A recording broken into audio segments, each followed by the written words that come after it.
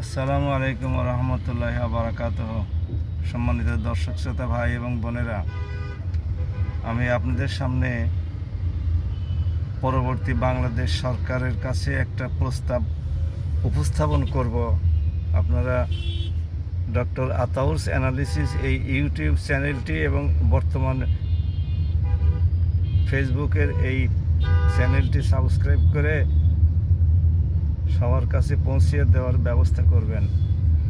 প্রস্তাবটি হলো, বাংলাদেশ সরকারের প্রধানমন্ত্রী আগামীতে যিনি আসবেন বা যারাই আসবেন, অথবা মাননীয় প্রেসিডেন্ট যিনি বা যারাই আসবেন বিভিন্ন সময়ে, তাদের উচিত হবে বাংলাদেশের সকল নবজাতক শিশুদের দায়িত্ব গ্রহণ করা।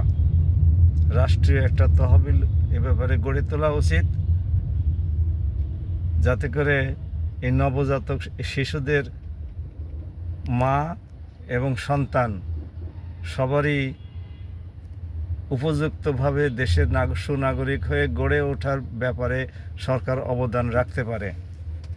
পৃথিবীর বিভিন্ন দেশে এরকম নজির আছে। এটা দেশের জন্য অত্যন্ত কল্যাণকর একটি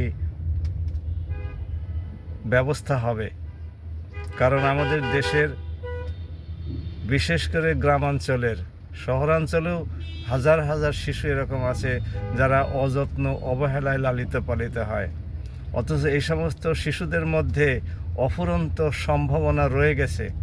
আমরা অতীতে এরকম বহু নজির দেখেছি। গ্রামের রিক্সা চালকের সন্তান কুয়েটে রুয়েটে বিশ্ববিদ্যালয়ে চান্স পেয়েছে, ভালো ভালো ডিপার্টমেন্টে। কাজেই এই সমস্ত শিশু সন্তানরা যদি সুষ্ঠুভাবে লালিত পালিত হতে পারে সরকারের প্রতিষ্ঠানগুলোতে, সরকারের তত্ত্বাবধানে, তাহলে এরাও আমাদের দেশের জন্য উজ্জ্বল ভবিষ্যৎ বয়ে নিয়ে আসতে পারে। আমরা রাজনৈতিক দলগুলোকে, বিশেষ করে বড় দুইটি দল বিএনপি এবং জামাতে ইসলামকে অনুরোধ করি, আপনারা আগামীতে এই বিষয়ে সংসদে আইন পাশ করবেন এবং নবজাতক সকল শিশু এবং মারা যাতে করে নিরাপদে জীবনযাপন করতে পারে, সন্তানগুলোকে সুষ্ঠুভাবে লালন পালন করতে পারে, সে ব্যবস্থা গ্রহণ করবেন।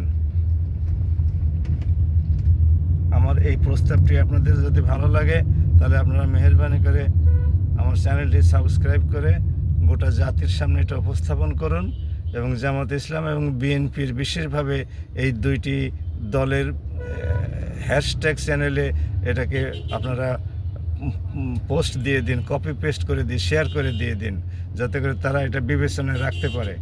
এটা যদি হয়, তাহলে রাজনৈতিক দলগুলো নারীদের আরও ব্যাপক সমর্থন লাভ করতে সক্ষম হবে বলে আমরা প্রত্যাশা করি। কারণ আমাদের দেশের নারী ভোটারের সংখ্যা প্রায় 50%।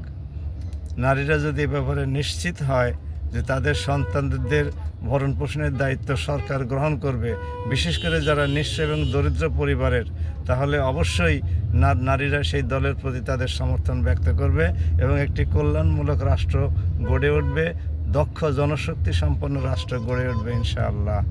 বাংলাদেশ জিন্দাবাদ। সবাই ভালো থাকুন। আসসালামু আলাইকুম।